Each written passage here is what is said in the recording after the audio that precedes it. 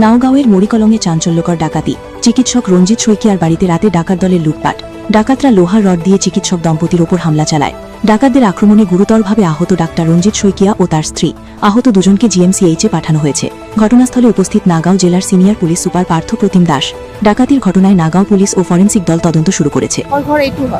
আমি ইয়াত এই ছোৱালী পঢ়া সূত্ৰে আমি ইয়াত আহিছোঁ নতুন। আমি মানে নতুন আহিছোঁ, মানে ছোৱালী কলেজত দিছোঁতো।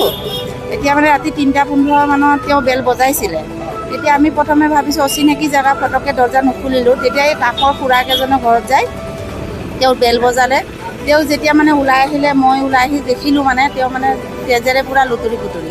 তেতিয়া তেওঁ বাইকৰ গাড়ীখন মই দৰ্জা খুলি উলিয়াই দিলোঁ। গেৰেজৰ পৰা নি তেওঁ হস্পিটেল পঠোৱা হ'ল।